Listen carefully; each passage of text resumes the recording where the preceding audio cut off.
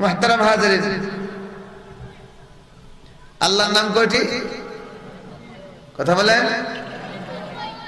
আল্লাহর নাম ৯৯টি। এর মাঝে আল্লাহর একটা জাতি নাম হলো আল্লাহ। আল্লাহ হলো আল্লাহর জাতি নাম। আল্লাহর এই ৯৯ নামের চিহ্ন প্রত্যেকটা মানুষের দেহের মাঝেও আছে। এই যে ডান হাত, সবাই ডান হাতের দিকে তাকান। যারা আরবি বুঝেন দেখেন কি লেখা আছে। 18 লেখা, 18। আমাদের প্রত্যেকের ডান হাতে আরবিতে 18 লেখা আছে। দেখেন, সবাই দেখেন। এই যে ডান পাশেরটা 8, বাম পাশেরটা 1। 1 আর 8 কত হয়? 18। বাম হাত দেখেন, বাম হাতে লেখা আছে 81। যারা আরবি বুঝেন দেখেন আছে কিনা। 81 আর 18 মিলে কত হয়? কথা বলেন, হিসাব করেন। ৯৯। আল্লাহু আকবার বলেন, আল্লাহু আকবার বলেন। এজন্যই পবিত্র কোরআনে রব্বুল আলামিন বলেছেন, সানুরিহিম আয়াতিনা ফিল আফাকি ওয়া ফি আনফুসিহিম হাত্তা ইয়াতাবায়ানা লাহুম আন্নাহুল হক। রব্বুল আলামিন বলেন, হে পৃথিবীর মানুষ, মনোযোগ দিয়ে শোনো।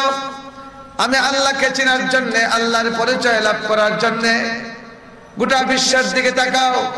এমনকি তুমি তোমার দেহ নিয়ে গবেষণা করো, তোমার দেহের দিকে তাকাও। তোমার দেহের ভিতরেই আমি আল্লাহর পরিচয় পাইবা। আমাদের হাতের মাঝে আল্লাহর ৯৯ নামের নিশানি। এক ডান হাতে হলো 18, বাম হাতে 81। 81 আর 18 মিললে ৯৯ হয়। মানুষের দেহের প্রত্যেকটা পরতে পরতে রব্বুল আলামিনের কুদরতের নিশানি আর চিহ্ন আছে। এগুলোর আলোচনা করতে গেলে আরেক ওয়াজ হয়ে যাবে, আরেকটা সাবজেক্ট হয়ে যাবে। সোজা কথায়, পৃথিবীর পরতে পরতে মানব দেহের প্রতিটা অংশে, প্রত্যেকটা অঙ্গ প্রত্যঙ্গে চিন্তা করলে দেখা যায় রব্বুল আলামিনের কুদরতের নিদর্শন রয়েছে। মুহতারাম হাজিরিন, আল্লাহ দেখা যায়। আপনারা কেউ দেখেছেন আল্লাহকে হাত দিয়ে ধরা যায়? কথা বলেন, ধরেছেন? আত্মার ঘ্রাণ নেওয়া যায়? আল্লাহর ঘ্রাণ নাকে লাগাই দিয়েছে। এখন অনেক নাস্তিকরা প্রশ্ন করে, যে জিনিস চোখে দেখলাম না, যে জিনিস হাত দিয়ে ধরলাম না, যে জিনিস নাকে লাগায় ঘ্রাণ নিতে পারলাম না, এমন জিনিস আমরা বিশ্বাস করি না। আল্লাহ তো দেখলাম না জীবনে, আল্লাহকে স্পর্শ করতে পারলাম না, তাহলে আল্লাহ বিশ্বাস করব কি করে? ইমাম আযম ইমাম আবু হানিফা রাহমাতুল্লাহি আলাইহি, ওনাকে এক নাস্তিক প্রশ্ন করছে, আবু হানিফা, তুমি তো অনেক বড় বুদ্ধিমান, আমার প্রশ্নের জবাব দাও। তুমি যে আল্লাহর দাওয়াত দাও, তুমি কি আল্লাহকে দেখেছো? ইমাম আবু হানিফা রাহমাতুল্লাহি আলাইহি বলেন, না, আল্লাহকে দেখা সম্ভব না, দেখি নাই। কথা হলে তুমি কি তোমার আল্লাহকে ধরেছো? আবু হানিফা বলেন, আল্লাহকে ধরাও সম্ভব না, ধরা যায় না। তাহলে কি তুমি তোমার আল্লাহকে ঘ্রাণ নিয়ে দেখেছো? আল্লাহর ঘ্রাণ কিরকম? আবু হানিফা বলেন, তাও সম্ভব না। নাস্তিক বলে, আশ্চর্য, যে জিনিস চোখে দেখলে না, যে জিনিস হাত দিয়ে স্পর্শ করলে না, যে জিনিসের ঘ্রাণ না কিলিয়ে দেখলে না, এমন জিনিস কি করে বিশ্বাস করো? ইমাম আবু হানিফা রাহমাতুল্লাহি আলাইহি বলেন, আমি তবুও আল্লাহকে বিশ্বাস করি। আবু হানিফা বলেন, তুমি আমার প্রশ্নের জবাব দাও। এই মেয়ে, তোমার মাথায় কি বুদ্ধি আছে? আমাকে আপনাকে যদি প্রশ্ন করা হয় আমাদের মাথায় বুদ্ধি আছে কিনা, ভাল লাগবে না? রাগ উঠবে।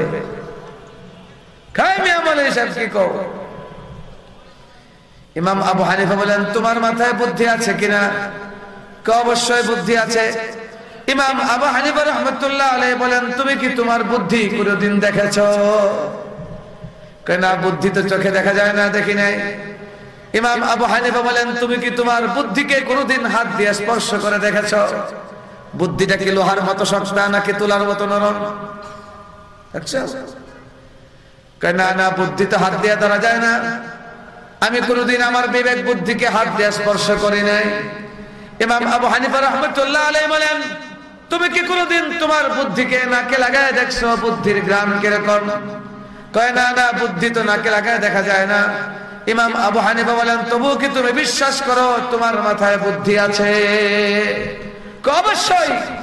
আমার মাথায় যদি বুদ্ধি না থাকবে, আমি হিসাব করি কি করে, আমি কথা বলি কি করে, আমি অঙ্ক করি কিভাবে, আমি জ্যামিতি আঁকি কি করে? নিশ্চয়ই আমার মাথায় বুদ্ধি আছে, এই জন্য আমি কাজকর্ম করতে পারি। আমি যে কাজকর্ম করতে পারি, অঙ্ক করতে পারি, লেখাপড়া করতে পারি, হিসাব করতে পারি, আমার কাজে কর্মের দ্বারা প্রমাণ হয় আমার মাথায় বুদ্ধি আছে। ইমাম আবু হানিফা রাহমাতুল্লাহ আলাইহি বলেন, তুমি যদি তোমার কাজগুলো দেখে বিশ্বাস করো তোমার মাথায় বুদ্ধি আছে, তুমি কোনোদিন তোমার বুদ্ধিকে চোখ দিয়ে দেখো নাই, তুমি কোনোদিন তোমার বুদ্ধিকে হাত দিয়ে স্পর্শ করো নাই, তুমি কোনোদিন তোমার বুদ্ধিকে নাকে লাগায় দেখো নাই, এরপরেও তুমি বিশ্বাস করো তোমার মাথায় বুদ্ধি আছে। ইমাম আবু হানিফা রাহমাতুল্লাহ আলাইহি বলেন, আমিও ঠিক তেমনি ভাবে আমার মাওলাকে কোনোদিন দেখি নাই, আমার মাওলাকে কোনোদিন হাত দিয়ে ধরে নাই, আমি কোনোদিন নাকে লাগে আমার মাওলার গান পাই নাই, কিন্তু বিশাল আসমান দেখে বিশ্বাস করি, বিশাল সূর্য দেখে, চন্দ্র দেখে, গোটা পৃথিবীর জীব বৈচিত্র্য দেখে, গোটা বিশ্বের সমস্ত মাখলুক দেখে আমি বিশ্বাস করি আল্লাহ আছেন। কারণ এই গোটা বিশ্ব একজন খালেক, একজন মালিক ছাড়া চলতে পারে না। এই গোটা বিশ্ব, এই সূর্য, চন্দ্র, আসমান, তারকারাজি, জমিন, পাহাড়, পর্বত পরিচালনা করার জন্য একজন মহাশক্তিমান প্রভুর দরকার। একজন খালেক আর একজন মালিক ছাড়া এই গোটা বিশ্ব চলতে পারে না। আল্লাহ আছেন না নাই? রব্বুল আলামিন বলেন, হে পৃথিবীর মানুষ, তুমি তোমাকে নিয়ে চিন্তা করো, তুমি তোমার বিষয়ে চিন্তা করলে, তোমার দেহ চিন্তা করলে, তোমার দেহে গবেষণা করলেও আমি আল্লাহকে খুঁজে পাইবা। ভাইরা আমার, আমাদের দেহের যে অঙ্গ প্রত্যঙ্গ, আমাদের দুটো চোখ, আমাদের দুটো হাত, আমাদের দুটো পা, আমাদের অঙ্গ প্রত্যঙ্গ, আমাদের জবান, এগুলো কাজ করে। এগুলো কাজ করার পিছনে একটা শক্তিও কাজ করে। আমাদের প্রত্যেকের দেহের ভিতরে একটা শক্তি আছে, যে শক্তিকে আমরা কোনোদিন চোখে দেখি নাই, যে শক্তিকে আমরা কোনোদিন হাত দিয়ে ধরি নাই, যে শক্তিকে কোনোদিন আমরা নাকে লাগাইও দেখি নাই। ওই শক্তির কারণে গোটা অঙ্গ প্রত্যঙ্গ কাজ করে। যেই শক্তির কারণে আমাদের অঙ্গ প্রত্যঙ্গ কাজ করে, ওই শক্তিটা আমাদের দেহ থেকে বের হয়ে গেলে মানুষ তাকে আর জীবিত মানুষ বলে না, বলে মারা গেছে। সেই শক্তির নাম হলো রূহ। বলে রূহ না থাকলে চোখে দেখে, কথা বলে না, বলে রোজার মানুষ, আমার ভাষা বুঝেন না মনে হয়। বলে রূহ না থাকলে চোখে কাজ করে নাকি? রাতে চা খেয়েছেন, বাজারে আড্ডা দিয়েছেন, গল্প গুজব করেছেন, ফজরের পরে ভোরবেলা দেখা যায় গ্রামের মসজিদের মাইকে আওয়াজ হচ্ছে, গতকাল রাত 1:30টার সময় অমুক ব্যক্তি ইন্তেকাল করেছে, একটি শোক সংবাদ। এই যে লোকটা ইন্তেকাল করলো, কি হয়েছে? তার চোখটা আপন জায়গায় আছে, তার কানগুলো আপন জায়গায় আছে, তার নাকগুলো আছে, তার হাত পা আছে, কিন্তু নড়াচড়া করতে পারে না, ধাক্কা দিলেও নড়ে না। কি হয়েছে? একটা শক্তি তার দেহ থেকে বের হয়ে গেছে। সেই শক্তির নাম হলো রূহ। এই শক্তির নাম কি? রূহ। রূহ থাকলে মানুষ বাঁচে, রূহ না থাকলে মানুষ বাঁচে না। যেই রূহের মাধ্যমে আমাদের অঙ্গ প্রত্যঙ্গ কাজ করে, আমাদের দেহ কাজ করে, এই রূহকে আপনারা কোনোদিন চোখ দিয়ে দেখেছেন? সেই রূহকে আপনারা কোনোদিন হাত দিয়ে ধরেছেন? সেই রূহকে পৃথিবীর কেউ কোনোদিন নাকে লাগায় দেখছে? কাচ্চি বিরিয়ানির ঘ্রাণ করে, নান রুটি, শিক কাবাব, কেউ বলতে পারে না। তাহলে আমাদের দেহের ভিতরে যদি এমন একটা শক্তি থাকে, যে শক্তির মাধ্যমে আমাদের দেহ কাজ করে, আমাদের চোখ কাজ করে, আমাদের নাক কাজ করে, আমাদের কান কাজ করে, আমাদের জবান কাজ করে, ওই শক্তি আমরা হাত দিয়ে ধরি নাই, ওই শক্তিকে আমরা চোখে দেখি নাই, ওই শক্তিকে নাকে লাগায় দেখি নাই, ওই শক্তি বলে আমাদের দেহ কাজ করে। গোটা বিশ্ব একটা দেহের মতো, সূর্য, চন্দ্র, পাহাড়, পর্বত নিয়ে পৃথিবীর একটা দেহ। রব্বুল আলামিন বলেন, তোমাদের দেহের ভিতরে যদি ও দেখা, ও শরীরে শক্তি থাকতে পারে, তাহলে তোমাদের এই পৃথিবীর এমন একজন খালিক কি থাকতে পারেন না, যাকে চোখে দেখা যায় না, যাকে হাত দিয়ে ধরা যায় না, যার কোনোদিন নাকে লাগায় ঘ্রাণও নেওয়া যায় না। এমন শক্তিমান আল্লাহ আছেন না নাই? বলেন আল্লাহ, বলেন আল্লাহু আকবার। আর একটু জোরে হাত উঁচু করে চিৎকার করে বলেন আল্লাহু আকবার। বলেন ইয়া আল্লাহ। আর একটু জোরে বলেন ইয়া আল্লাহ। মুহতারাম হাজিরিন, তা আল্লাহ হলো আমাদের প্রভু, আমাদের খালেকের জাতি নাম। আল্লাহ, অরিজিনাল নাম, জাতি নাম। বাকি নামগুলো আল্লাহর গুণবাচক নাম। আল্লাহ পাক রব্বুল আলামিনের যতগুলো গুণবাচক নাম রয়েছে তার মধ্য থেকে সর্বপ্রথম যে গুণবাচক নামটির কথা আল্লাহ উল্লেখ করেন সেই গুণবাচক নামটি হলো আর রহমান। আর রহমান আল্লামাল কুরআন। বিসমিল্লাহির রহমানির রহিম। আলহামদুলিল্লাহি রাব্বিল আলামিন। আর রহমানির রহিম। জায়গায় জায়গায় যেখানেই রব্বুল আলামিন তার আসল নাম, জাতি নাম আল্লাহ উল্লেখ করার পরে গুণবাচক নাম উল্লেখ করেছেন, সেখানেই দেখা যায় সর্বপ্রথম রহমান উল্লেখ করেছেন। রহমান অর্থ কি? রহমান শব্দের অর্থ হলো অতি দয়ালু। কি দয়ালু? আর একটু জোরে কন, আর একটু জোরে কন, আর একটু জোরে বলেন। ভাইরা আমার, রব্বুল আলামিনের মতো দয়াবান কেউ নেই। রব্বুল আলামিনের মতো দয়াবান কোন মানুষ পৃথিবীতে নাই। রব্বুল আলামিনের সমান দয়াবান কেউ নেই। পৃথিবীতে কত মানুষের কত ধরনের দয়া। আজকে মা তার ছেলেকে মহাব্বত করে, তার বাচ্চাকে মহাব্বত করে, বাবা তার সন্তানকে মহাব্বত করে, আমরা বন্ধু বন্ধুকে ভালোবাসে, স্বামী তার স্ত্রীকে ভালোবাসে, স্ত্রী তার স্বামীকে ভালোবাসে, পিতা মাতাকে মহাব্বত করে এবং নবী উম্মতকে মহাব্বত করেন। সবার মহাব্বত একসাথে করলো রব্বুল আলামিনের মহাব্বত আর মায়া রব্বুল আলামিনের দয়ার সমান হবে না। রব্বুল আলামিন বলেন, হাদিস শরীফ আল্লাহর নবী বলেছেন, তিরমিজি শরীফের আয়াত, আল্লাহ পাক রব্বুল আলামিন বলেছেন, নবী আমি আমার দয়াকে ভাগ করে, আল্লাহ পাক রব্বুল আলামিন বলেন এক ভাগ গোটা পৃথিবীকে বন্টন করে দিয়েছি, আর 99 ভাগ দয়া আমি আমার নিজের জন্য রেখেছি। গোটা মাখলুককে, মা বাবা বলেন, বন্ধু বলেন, স্বামী স্ত্রী বলেন, নবী বলেন, সমস্ত পৃথিবীর সমস্ত মাখলুককে রব্বুল আলামিন আল্লাহ তার নিজের দয়া থেকে সামান্য একটা অংশ বন্টন করে দিয়েছেন, আর বাকি সমস্ত দয়া আল্লাহ তার নিজের জন্য রেখেছেন। এবার বলেন, আল্লাহর দয়া কি মাখলুক থেকে বেশি না কম? সমস্ত মাখলুকের দয়া একত্র করলেও আল্লাহর সমান হবে না। একজন মা তার সন্তানকে কেমন ভালোবাসে? মা তার সন্তানকে ভালোবাসে কিনা? ভালোবাসে না। মৌলভীবাজার এলাকার মায়েরা তার বাচ্চাকে ভালোবাসে না। হ্যাঁ, একটা মা তার সন্তানকে কি পরিমাণ ভালোবাসে। একটা সন্তান যখন মায়ের গর্ভে আসে, ভাইয়েরা আমার একটু গভীরভাবে চিন্তা করবেন, একটা সন্তান যখন মায়ের গর্ভে আসে মায়ের কি অবস্থা হয়। আমাদের পেটে যদি কয়েক ঘন্টার জন্য গ্যাস জমা হয়, আমাদের কষ্টের সীমা থাকে না, পেরেশান হয়ে যায়, ডাক্তারের কাছে দৌড়াই, গ্যাস্ট্রিকের ওষুধ খাই, চেহারাটা মলিন হয়ে যায়। যদি জিজ্ঞেস করে আপনার কি হয়েছে, আমরা বলি আর বলবেন না, কষ্টে ব্যথা করছে, পেটে গ্যাস জমেছে। সামান্য গ্যাস জমার কারণে মানুষের এত কষ্ট, কষ্টের সীমা থাকে না। কয়েক ঘন্টা গ্যাস জমলে আমরা সহ্য করতে পারি না, কিন্তু একটা মায়ের গর্ভে একটা সন্তান 10 মাস 10 দিন পেটের ভিতরে থাকে।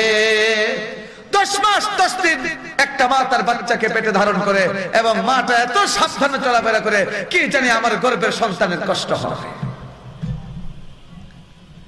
রাতে ঘুমানোর সময় সাবধানে ঘুমায়, জমিনে চলতে গেলে সাবধানে হাঁটে, উঠা বসা করার সময় সাবধানে উঠা বসা করে। কেন? সন্তানের মায়ায় যদি একটু বেশ কম হয়ে যায়, আমি যদি জমিনে হাঁটি, জোরে চলাচলা করি, তাহলে আমার গর্ভের সন্তানের কষ্ট হবে। গর্ভবতী সন্তানের চিন্তা করে মা পুত্র সাবধানে চলে। একটা মা তার সন্তানকে কি পরিমাণ মহব্বত করে। শুধু তাই না, সন্তানটা প্রসব করার সময় একটা মা যে কষ্ট সহ্য করে, মৃত্যু যন্ত্রণা, সাকরাতের আযাবের মতো, সাকরাতকালীন মানুষের যেমন কষ্ট হয়, একটা সন্তান জন্ম দেওয়ার সময় মা এরকম কষ্ট হয়। এত কষ্ট করে সন্তান জন্ম দেওয়ার পরে যখন মা তার সন্তানের চেহারাটা দেখে, যখন সন্তানের চেহারা দেখে, সাথে সাথে সমস্ত ব্যথা ভুলে যায়, সমস্ত কষ্ট ভুলে যায়। তাহলে একটা মা তার সন্তানকে কি পরিমাণ মহব্বত আর ভালোবাসে কল্পনা করা যায়? একটা পাখি আছে, আরবিতে বলে বিত্রিক। এই পাখিটা বসবাস করে সাইবেরিয়া অঞ্চলে। সাইবেরিয়া অঞ্চলে গোটা বছরই বরফ থাকে, ঠান্ডা, প্রচন্ড ঠান্ডা, একেবারে মাইনাস পয়েন্ট আরো অনেক নিচে 50 ডিগ্রি পর্যন্ত তাপমাত্রা চলে যায়। কি অবস্থা, এত ঠান্ডা। ওই এলাকায় একটা পাখি বসবাস করে, নাম হলো পিতৃক। কি পাখি? পিতৃক পাখি। এই পাখিটার ডিম ফুটে বাচ্চা বের হতে 6 মাস লাগে। কয় মাস? 6 মাস লাগে। তবে ওই পাখির ডিম ফুটে বাচ্চা ফোটানোর নিয়ম হলো, মেয়ে পাখিটা ডিম পাড়ার সাথে সাথে এই ডিমটাকে নিয়ে যায় পুরুষ পাখি। পুরুষ পাখিটা এই ডিমটাকে তার ডানার নিচে এইভাবে ঝাপটা দিয়ে দাঁড়িয়ে থাকে। পরিবেশবিদরা লিখেছে, এই পিতৃক পাখিটা, পুরুষ পাখিটা তার ডিমটাকে পাখনার নিচে নিয়ে 6 মাস বরফের উপরে দাঁড়ায় থাকে। কয় মাস? 6 মাস একটানা এই প্রচন্ড ঠান্ডার মাঝে মাইনাস পয়েন্টের 50 ডিগ্রি নিচে তাপমাত্রা, সেখানে 6 মাস পর্যন্ত ডিমটাকে নিয়ে দাঁড়িয়ে থাকে। এক চুল পরিমাণ নড়াচড়া করে না। কেন? যদি ডিমটা বরফে পড়ে যায় বাচ্চাটা নষ্ট হয়ে যায়। সেই বাচ্চার মহাব্বতে, বাচ্চার মায়ায় দীর্ঘ 6 মাস পর্যন্ত বরফে দাঁড়িয়ে থাকে। এই 6 মাসতে খায়ও না, পানও করে না। এবার চিন্তা করেন এই পিতৃক পাখিটার তার সন্তানের জন্য কি পরিমাণ ভালোবাসার মহাব্বত। রব্বুল আলামিন বলেন, হে পৃথিবীর মানুষ, মাখলুকের মাঝে একজন মা, একজন বাবা তার মাকে, তার সন্তানকে, তার ছেলেকে যে পরিমাণ ভালোবাসে, রব্বুল আলামিন বলেন, পিতামাতার চেয়ে, মায়ের চেয়েও 99 গুণ বেশি আমি আমার বান্দাকে ভালোবাসি। পিতামাতার চেয়ে আল্লাহর ভালোবাসা, আল্লাহর দয়া 99 গুণ বেশি। ভাইরা আমার, পিতামাতার ভালোবাসা, পিতামাতার দয়া বেশি না নবীর দয়া বেশি? একজন পিতামাতা তার সন্তানকে যে পরিমাণ দয়া করে, একজন পিতামাতা তার সন্তানকে যে পরিমাণ মহব্বত করে, তার চেয়ে অনেক অনেক বেশি ভালোবাসেন আমাদের নবী তার প্রিয় উম্মতকে। আমাদের নবী পিতামাতার চেয়ে সন্তানকে বেশি ভালোবাসেন।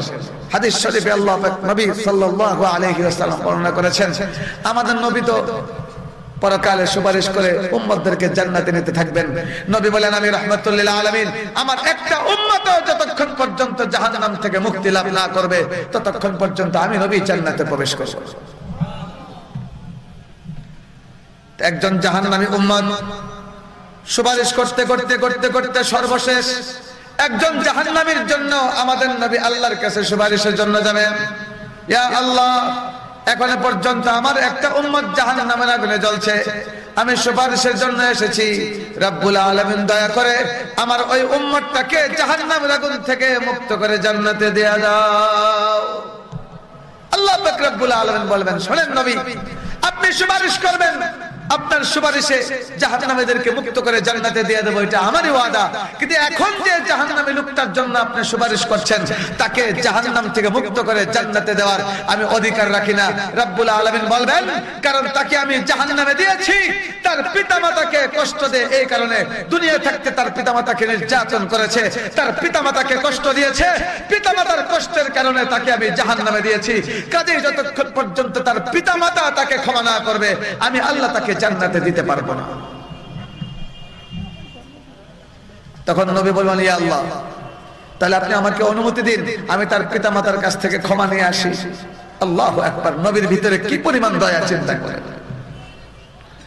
নবী দৌড়ায়া পিতামাতার কাছে যাবেন, যা বলবেন, তোমরা তো আরামে আছো বেহেশতে, রব্বুল আলামিন তোমাদেরকে জান্নাতের বাড়ি দিয়েছেন, কত আরামে আছো, প্রস্রাব পায়খানা নাই, খাবার দাবারের কোনো অভাব নাই, স্বর্ণের বিল্ডিং, হীরা মুক্তার বিল্ডিং। তোমরা কি জানো তোমাদের সন্তানের কি অবস্থা? তোমরা জান্নাতে স্বামী স্ত্রী আরাম করছো, আর তোমাদের সন্তান জাহান্নামের আগুনে জ্বলছে। আমি রব্বুল আলামিনের কাছে সুপারিশের জন্য গিয়েছিলাম। রব্বুল আলামিন বলেন, তোমরা যতক্ষণ পর্যন্ত তোমাদের সন্তানকে ক্ষমা না করবে ততক্ষণ পর্যন্ত রব্বুল আলামিন তাকে ক্ষমা করবেন না। আমি নবী হয়ে তোমাদের কাছে তোমাদের সন্তানের জন্য, তোমাদের সন্তানকে পক্ষ থেকে ক্ষমা চাওয়ার জন্য এসেছি। তোমরা তোমাদের সন্তানকে ক্ষমা করে দাও, আমি আল্লাহর কাছে সুপারিশ করব, আল্লাহ জান্নাতে দেয়া দিবেন। কিন্তু সে এই অভাগা, এই দুর্ভাগা ব্যক্তিটি তার পিতামাতাকে দুনিয়া থাকতে এত কষ্ট দিয়েছে। আমাদের নবী যখন ক্ষমা চাইবেন, তখন পিতামাতা একত্রে চিৎকার করে বললেন, ইয়া রাসূলুল্লাহ, ইয়া রাসূলুল্লাহ, যে সন্তানকে 10 মাস 10 দিন মৃত্যু যন্ত্রণা সহ্য করে পেটে ধারণ করেছিলাম, যে সন্তানকে মৃত্যু যন্ত্রণা সহ্য করে জন্ম দিয়েছিলাম, যে সন্তানদের রাতের ঘুম হারাম করে লালন পালন করেছিলাম, এই সন্তান দুনিয়ায় থাকতে এত কষ্ট দিয়েছে। ইয়া রাসূলুল্লাহ, দুনিয়ায় থাকতে সন্তানকে লেখাপড়া করে শিক্ষিত বানিয়েছিলাম, মৌলভীবাজার শহরে বাসা করে থাকতো, আমরা গ্রাম থেকে স্বামী স্ত্রী এসেছিলাম সন্তানের বাসায় নাতিটাকে দেখার জন্য, নাতির চেহারা দেখার জন্য, কিন্তু গেট থেকে আমার সন্তান বিদায় করে দিয়েছে, আমাদেরকে তার বাড়িতেই উঠতে দেয় নাই। এরকম জালেম দুনিয়াতে বাংলাদেশে আসেনি না নাই? আর জোরে বলেন, আসেনি না নাই? আজকে বাংলাদেশে অনেক মানুষ এমন আছে, উচ্চ শিক্ষিত, বড় ডিগ্রিওয়ালা, বড় প্রফেসর, কিন্তু পিতামাতার জায়গা তার বাড়িতে হয় না, তার পিতামাতার জায়গা হয় কোথায়? ওই গাজীপুরে সরকারি বিভিন্ন সংস্থা থেকে তৈরিকৃত বৃদ্ধাশ্রমে জায়গা হয়। যে ছেলেকে লালন পালন করলো পিতামাতা, সেই ছেলের বাড়িতে পিতামাতার জায়গা হয় না। যে বাড়ি মাথার গাম পায়ে ফেলে যেই বাবা বাড়ি নির্মাণ করেছিল সন্তানের জন্য, আজকে সেই নিজ হাতে গড়া বাড়িতে পিতামাতার জায়গা হয় না। জালেম সন্তান পিতামাতাকে নিজের তৈরি বাড়ি থেকে বিদায় করে দেয়। এমন জালেম বাংলাদেশে আসেনি না নাই? তখন কেমন কষ্ট লাগে যে পিতা সন্তানের জন্যই বাড়ি তৈরি করেছে, সেই বাড়িতে পিতামাতার জায়গা হয় না। এমন দৃষ্টান্ত বাংলাদেশে বহু আছে। পিতামাতার চোখ দিয়ে পানি ছেড়ে দিবে, বলবে, ইয়া রাসূলুল্লাহ, আপনি এসেছেন, কিন্তু দুনিয়ায় থাকতে এত কষ্ট দিয়েছে, আমরা ক্ষমা করতে পারবো না। ইয়া রাসূলুল্লাহ, আমরা ক্ষমা করতে পারি না, দুনিয়ায় এত কষ্ট দিয়েছে আমাদের সন্তান। চিন্তা করেন, পিতামাতা ক্ষমা করবে না, কিন্তু এরপর রাসূলুল্লাহ সাল্লাল্লাহু আলাইহি ওয়াসাল্লাম আবার দৌড়ায় আল্লাহর কাছে যাবে। আল্লাহ বলেন, হে মাহবুব, কেন এসেছেন? নবী বলবেন, ইয়া আল্লাহ, পিতামাতার কাছে গিয়েছিলাম তাদের থেকে ক্ষমা নেওয়ার জন্য, কিন্তু পিতামাতাকে দুনিয়ায় থাকতে এত কষ্ট দিয়েছে, আমি বলার পরেও পিতামাতা ক্ষমা করে নাই। তখন আল্লাহ পাক রব্বুল আলামিনের কাছে আবার দরখাস্ত করবেন, নবী, ইয়া আল্লাহ, আপনি অনুমতি দিন, তাদের সন্তানটা যে জাহান্নামের আগুনে জ্বলছে, আমি সরাসরি এই পিতামাতাকে জাহান্নামের সামনে নিয়ে যাই। আমার বিশ্বাস, পিতামাতা যখন সরাসরি তাদের সন্তানকে জাহান্নামের আগুনে জ্বলতে দেখবে, তখন সহ্য করতে পারবে না, অবশ্যই তখন তারা ক্ষমা করে দেবে। পিতামাতার মহব্বত বেশি না নবীর মহব্বত বেশি? আওয়াজ করে বলে। এই জন্য আমাদের নবীর নাম রাহমাতুল লিল আলামিন। রাহমাতুল লিল আলামিন। সমস্ত নবীরাও ইয়া নফসি ইয়া নফসি বলবে, আর আমাদের নবী বলবেন, ইয়া উম্মতি ইয়া উম্মতি, আমার উম্মতকে বাঁচাও আল্লাহ, আমার উম্মতকে বাঁচাও। তো মুহতারাম হাজিরিন, গেটের মাঝে বাঁশি ফুয়াইলে শ্রোতা দেখে দিকে তাকাইব। নবী চলে যাবেন, আবার আল্লাহ অনুমতি দিবেন, ঠিক আছে, পিতামাতাকে জাহান্নামের সামনে নিয়ে যাও। এবার আমাদের নবী দৌড়ায় যাবেন, যে পিতামাতাকে বলবেন, তোমরা তো শান্তিতে আছো জাহান্নামে, জান্নাতে, এবার দেখতে আসো তোমাদের সন্তানটা জাহান্নামে কোন অবস্থায় আছে, দেখতে আসো। নবী সাথে করে নিয়ে যাবেন জাহান্নামের সামনে। জাহান্নামের অগ্নিকুণ্ডে জ্বলছে, ফেরেশতারা পিটাচ্ছে। জাহান্নামের সামনে পিতামাতাকে যখন নবী হাজির করবেন, তার মা যখন সরাসরি দেখবে নিজের পেটের সন্তান জাহান্নামের আগুনে জ্বলছে, মা চিৎকার করে বলল, ইয়া রাসূলুল্লাহ, যদিও কষ্ট দিয়েছে দুনিয়ায় থাকতে, আমাদের তো কোনো অসুবিধা নাই, আল্লাহ তো আমাদেরকে জান্নাত দেয়া দিয়েছেন, কিন্তু আমি নিজের চোখে আমার সন্তানকে জাহান্নামের আগুনে দেখছি। ইয়া রাসূলুল্লাহ, আমি মা হয়ে সহ্য করতে পারছি না, আমি এবার আমার সন্তানকে ক্ষমা করে দিলাম।